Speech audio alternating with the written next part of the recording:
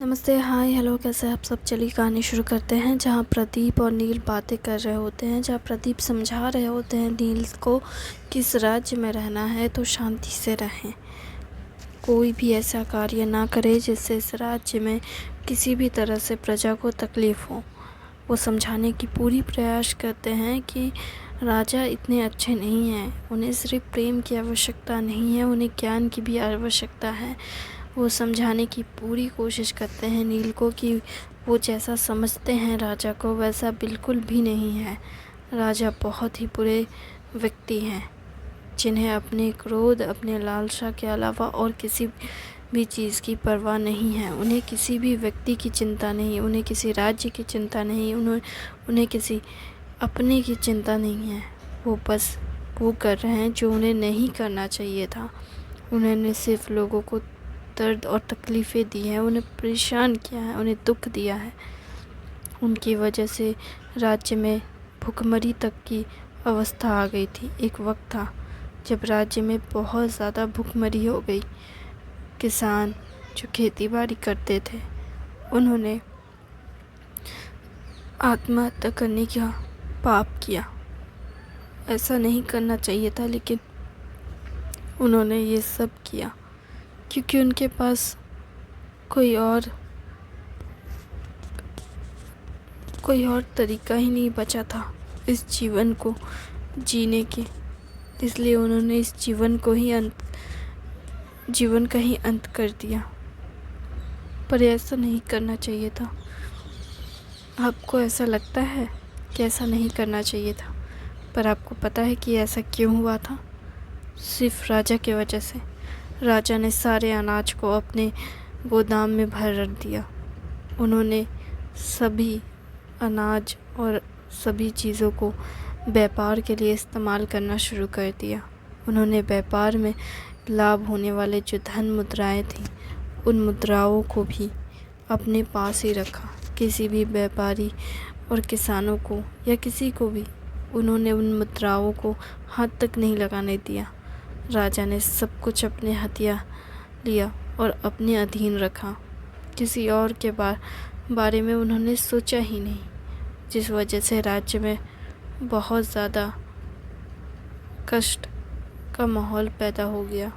बहुत सारे ऐसे लोग ऐसे थे जिन्होंने इस राज्य के बारे में अच्छा सोचा, परंतु क्या कर सकते थे वो इस राज्य को छोड़कर जाने के अलावा।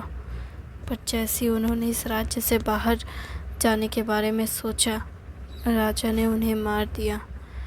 कुछ लोगों को ऐसा लगा जैसे कि ये बस ऐसे ही हैं, इसलिए लोगों ने पहले उस सब पे ध्यान नहीं दिया। फिर से कुछ लोगों ने कुछ दिनों बाद फिर से इस राज्य को छोड़कर जाने का प्रयास किया और इस बार कई लोग राज्य छोड़कर चले गए। फिर राजा ने अपने ख़ास सैनिक अधिकारियों को भेज उन्हें मरवा दिया। वो जिस भी राज्य में गए उसी राज्य में, और किसी को भी इस सब के बारे में पता तक नहीं चला। पर क्या राजा को ऐसा करना चाहिए था? मालती किस बात से डरती है आपको पता है ना। राजा, आप किसी भी राज्य में चले जाएं, वो आपको मरवा देंगे। हाँ, मुझे पता है ये बात, पर हमें लगा कि हम एक दूसरे से प्रेम करते हैं, इसलिए राजा ऐसा कर सकते हैं। पर ये राजा सभी के साथ ऐसा करते हैं। हाँ, आप जितना राजा को अच्छा समझते हैं, लगता है आप उन तक अब तक पहुँचे नहीं। क्या मतलब? आप अभी तक उनकी सच्चाई को नहीं देख पाए। आपने बस उनके अहंकार को देखा, उनके क्रोध को देखा, पर उनके सबसे बड़े कष्ट को नहीं देखा। उनके कष्ट को तो मैंने देखा है, पर उनकी वजह से जो कष्ट सभी को हो रहा है वो आप नहीं देख पा रहे हैं क्या? आपको वो देखना चाहिए। हाँ, मैंने देखा है, इसलिए मैंने सोचा है कि हम इस राज्य में क्रांति लेकर आएंगे। कैसी क्रांति? हम चाहते हैं कि हमारे विवाह के बाद इस राज्य के बहुत सारे लोग एकत्रित हों, एकजुट होकर जब राजा के खिलाफ खड़े होंगे तो राजा खुद ही इस राजमहल को अच्छे से संभालने की कोशिश करेंगे और इस राज्य को आप नील बच्चों जैसी बातें करते हैं नील। सच में आपको ऐसा लगता है ये परियों की कहानी नहीं है कि एक रानी आती है, एक राजकुमारी आती है और वो उस राजकुमार को बदल देती है और उनके अंदर प्रेम और आदर का भाव पैदा करती हैं और ऐसा कर कर वो अपने राज्य की और बहुत सारे राज्यों का भला करते हैं। ऐसा नहीं होता। आप सच्चाई को देख नहीं पा रहे हैं अभी तक। पर यहाँ तो रानी आ चुकी है और रानी के आने के बावजूद भी राजा में कोई परिवर्तन नहीं।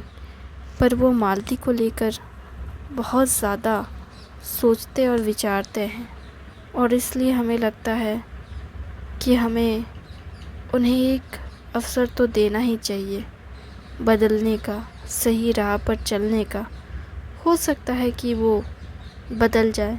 सही अवसर, हर व्यक्ति हर समय एक जैसा नहीं होते। व्यक्ति बदलते रहते हैं। उन्हें बदलना ही होगा। परिवर्तन ही जीवन का आधार है और उन्हें आज नहीं तो कल खुद को परिवर्तित तो करना ही होगा। आपको लगता है उनमें कोई परिवर्तन आ रहा है? आपने देखा नहीं वो कितने बदल गए हैं। वो अपने पुत्र को वक्त देते हैं, अपने पुत्र के साथ समय व्यतीत करते हैं, उनका ख्याल रखते हैं। पहले तो ऐसा कुछ नहीं करते थे ना। सही कहा। पहले वो कभी अपने बच्चे की तरफ ध्यान नहीं देते थे, पर अब दे रहे हैं। तब उनमें परिवर्तन आ रहा है, पर इसमें थोड़ा वक्त लगेगा। वो अब रानी की भी बात मानने लगे हैं, वो रानी का भी ख्याल रखने लगे हैं। परंतु ऐसे परिवर्तन का क्या, जो परिवर्तन आते आते पीढ़ियाँ बदल जाए, जिस पर नील कहते हैं तब तो बहुत अच्छा होगा। क्यों उनके परिवर्तित होने से पहले उनका पुत्र इस राज गद्दी को संभाल ले। अगर इतना ही वक्त लगेगा तो अभी जो प्रजा कष्ट में है उनका क्या? हम इस मामले में क्या कहें हमें खुद नहीं पता। हम एक तो बाहर राज्य से आए हैं और इतने वर्षों में जो कुछ नहीं हुआ उसे हम कैसे बदल सकते हैं? आप हमें ये सब बताकर हमसे क्या करवाना चाहते हैं? हम आपसे ये सब कहकर आपसे कुछ करवाना या कुछ करना नहीं चाहते। बस आपसे ये कह रहे हैं कि जो जैसा चल रहा है उसे चलने दें। जब आप कुछ बदल नहीं सकते तो उसे ख़राब भी मत कीजिए।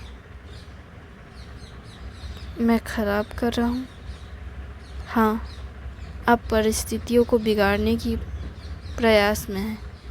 अगर राजा मालती के पिता से मिलते हैं तो वो फिर से क्रोधित होंगे और इतने वर्षों के बाद जो उनका क्रोध शांत हुआ उसे वैसे ही ठंडा होने दीजिए। अगर वो फिर से मालती के पिता से मिलते हैं तो यकीन है कि इस बार वो मालती के पिता का सर काट देंगे। वो शीतल नहीं हुए हैं अभी तक और आप उन्हें शीतल करने का जो प्रयास कर रहे हैं, इस प्रयास में कोशिश करें कि मालती के पिता का जिक्र ना हो, वरना हमें भी नहीं पता कि राजा इस बार क्या करेंगे। आप जो इतना मालती के बारे में और उनके पिता के बारे में कह रहे हैं, क्या आप उन्हें इतने करीब से जानते हैं? हम इतने करीब से उन्हें जानते हैं या नहीं, इस प्रश्न से बेहतर होगा कि आप इस प्रश्न पे ध्यान दें कि राजा शीतल हो रहे हैं या नहीं, क्योंकि उत्तर तो आपको वक्त के साथ मिल ही जाएगा दोनों ही प्रश्नों का। पर कहीं उत्तर मिलने से पहले सारे प्रश्न खत्म ना हो जाए। क्या मतलब? अगर प्रश्न करने वाला ही ना हो तो उत्तर कैसा? इसलिए प्रश्न करने से पहले और उत्तर जानने से पहले जीवित रहने का प्रयास करें। आपके लिए वही आवश्यक है, इससे ज़्यादा आवश्यक और किसी चीज़ की नहीं है। अगर आप मालती को खुश देखना चाहते हैं तो अपने जीवन पे ध्यान दें और कोशिश करें कि ऐसा कोई कार्य ना करें जिससे आपके जीवन पे कोई संकट आए, क्योंकि आपके जीवन पे संकट आया तो मालती के जीवन का अंधकार हो जाएगा और हम मालती को ऐसे देख नहीं सकते। आप मालती के क्या लगते हैं? हमने कहा ना, वक्त के साथ जवाब मिल जाएगा। अभी आप कुछ वक्त के लिए शांत रहें और ना मालती के पिता को ढूंढने का प्रयास करें और ना ही इस सत्य को जागृत करने के प्रयास में रहें। बस एक चीज़ करें, वो है अपना ख्याल रखें और अपने विवाह पे ध्यान दें और मालती को और ख़ुद को आनंदित रखें। आप जिस तरह से मालती को रसोई घर में छोड़ कर आए हैं, हमें लगता है मालती के पास बहुत प्रश्न हैं आपसे करने के लिए और आपके पास बहुत समय है उनके प्रश्नों का उत्तर देने के लिए। कृपया कर आप अपने और मालती के रिश्ते को संभालें, बाकी सब हम संभाल लेंगे। आप क्या कहना चाहते हैं? हम जो कहना चाहते हैं वो आपको समझ के बाहर है और आप समझने का प्रयास भी ना करें तो अच्छा है। बस आप अपने और मालती के रिश्ते पे ध्यान दें और उनकी खुशहाली पे, क्योंकि उन्हें कष्ट हुआ तो कष्ट आपको भी होगा। बस इतना याद रखें कि हम मालती के शुभचिंतक हैं और मालती को कष्ट में देखना हमें बिल्कुल भी पसंद नहीं। ठीक है, हम समझ गए। हम अभी अपनी मालती के पास जाते हैं, जहाँ नील उन्हें कुछ कहे बिना और चले जाते हैं उनसे आज्ञा लेकर मालती के पास। तभी वो रास्ते के चलते हुए मालती के पास जाने से पहले पूरे रास्ते भर में वो बस यही सोच रहे हैं, क्या हम ये प्रश्न मालती से करें कि वो प्रदीप को जानते हैं या नहीं, या फिर ना करें। अगर वो नहीं जानती होंगी तो, अगर वो प्रदीप को नहीं जानती होंगी और हम बस ऐसे ही उनसे पूछने बैठे तो कहीं उन्हें बुरा ना लग जाए, कहीं उन्हें ऐसा ना लगे कि हम उन पे शक कर रहे हैं।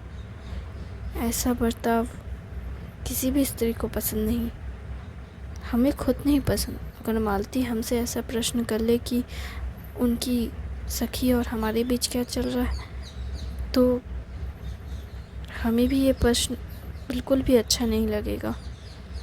क्या हम ज़्यादा सोच रहे हैं इस बारे में? हम वैसे तो ज़्यादा सोचने वाले व्यक्ति नहीं हैं, परंतु हमें लगता है कि हम बहुत ज़्यादा सोचने लगे हैं। क्या हम सच में इतना मालती से प्रेम करने लगे हैं कि हम उसके बारे में इतना ज़्यादा सोच रहे हैं? क्या हम उनके और ख़ुद के रिश्ते को इतना बेहतर बनाना चाहते हैं? ये तो सच है कि हम उनसे बहुत प्रेम करते हैं और हम उनके साथ रहना चाहते हैं। नील खुद से ये बातें कर रहे होते हैं, तभी उन्हें मालती दिख जाती है। फिर वो मालती के पास जाते हैं और कहते हैं, हमें क्षमा कर दीजिए, हमें इस तरह आपको एकांत छोड़ वहाँ से नहीं आना चाहिए था। हमें माफ़ कर दें, हमने आपका दिल दुखाया है, हमने आपको परेशान किया है, हमें माफ़ कर दें। आपको माफ़ी तो मांगनी चाहिए हमसे, परंतु हमें ये नहीं समझ आ रहा है कि आप हमसे किस किस बात की माफ़ी मांगना चाहते हैं। क्या मतलब, हम आपसे किस बात की माफ़ी मांगना चाहते हैं? हम बस इस बात की माफ़ी मांग रहे हैं कि हमने आपको रसोई घर में एकांत छोड़ चले आए। अच्छा, आपको इस बात की तो माफ़ी मांगनी चाहिए। ठीक है, हमने इस बात के लिए माफ़ कर दिया। अब बताइए, आपको और किस बात के लिए हमें इससे माफ़ी मांगनी चाहिए? और ऐसी कौन सी बात है जिसके लिए हमें माफ़ी मांगनी चाहिए? हमें तो याद नहीं। आप हमें बताएं कि हमें और किस बात के लिए माफ़ी मांगनी चाहिए? इस बात के लिए कि कुछ नहीं, हम आपसे बाद में बात करेंगे। ये क्या हरकत थी? आप हमें इस तरह से छोड़कर जाएंगी? मालती नील से ये कहकर जाने लगती हैं और नील उनके पीछे पीछे जाने लगते हैं और कहते हैं, आप हमें इस तरह एकांत छोड़कर नहीं जा सकती हैं। आप कुछ तो कहिए, हमने क्या गलती की है? हमें और किस बात के लिए माफ़ी मांगनी चाहिए, बताइए ना। और अगर मांगनी चाहिए तो ठीक है, हम मांग लेते हैं। नील मालती के सामने आकर कान पकड़कर उनसे कहते हैं, हमें माफ़ कर दीजिए, हमें क्षमा कीजिए। हमें नहीं पता कि हमने ऐसी कौन सी भूल की है जिस वजह से आपका हृदय दुखा है, लेकिन हम आपसे क्षमा मांगते हैं। आपको जब अपनी भूल का पता ही नहीं है तो फिर हम आपको माफ़ कैसे करें? हम चलते हैं। फिर नील उनका हाथ पकड़ उनसे कहते हैं, हमें माफ़ कर दीजिए कि हमने आपके सामने भी इसी तरह बहाने बनाए इसके लिए। हमें आपसे अपनी पीड़ा बतानी चाहिए थी, आपसे कुछ छुपाना नहीं चाहिए था, पर हमने आपसे ऐसे बहाने बनाए और आपको इस तरह छोड़कर चले गए। आप भी हमारे पीछे इसी तरह परेशान हो रही थी और हमने भी आपको बस ऐसे ही छोड़ दिया। हमें माफ़ कर दीजिए। आपको आपके भूल का एहसास है, इसलिए जाइए, हमने आपको माफ़ किया। सच में? हाँ, पर हमें बताएं, आप क्यों परेशान थे? ये बात सुन मालती के मुंह से वो प्रदीप की बातें याद करने लगते हैं, जहाँ प्रदीप कहते हैं कि ये बात मालती को भी ना पता चले। तभी वो कहते हैं कि हम इस बारे में आपसे ज़्यादा कुछ तो नहीं कह सकते, बस इतना कहते हैं कि हम आपसे बहुत प्रेम करते हैं। जहाँ मालती कहती है, अब हमसे ये कह नहीं सकते। जहाँ नील कहते हैं, हाँ, हम आपसे ये बात बिल्कुल भी नहीं कह सकते। हम आपसे ये बात विवाह के पश्चात कहेंगे। वचन दें हमें कि आप हमसे ये बात कहेंगे। आप इतनी छोटी सी बात पे वचन मांग रही हैं। आपको देखकर तो नहीं लगता कि ये छोटी सी बात है, लेकिन अगर ये छोटी सी बात है तो ठीक है, कोई बात नहीं। आपको हमें वचन देने की ज़रूरत नहीं है, लेकिन आपको हमें ये बात बतानी होगी। अगर हम भूल भी गए तब भी आपको हमें बतानी होगी। जहाँ तक हमें पता है, स्त्रियाँ कभी कुछ नहीं भूलती, उनकी याददाश्त बहुत अच्छी होती है। अच्छा, आप हमारी तारीफ़ कर रहे हैं या हमारी बेइज्जती कर रहे हैं? ये आपके ऊपर है कि आप इसे कैसे समझें, पर हमें तो लगता है कि हम आपको चतुर कह। इस कहानी को यहाँ तक सुनने के लिए आपका शुक्रिया, अपना कीमती समय देने के लिए शुक्रिया। मुझे उम्मीद है कि आपको ये कहानी पसंद आ रही होगी और आप आगे भी इसे और पसंद करेंगे। मैं जल्दी आपके लिए इसके नेक्स्ट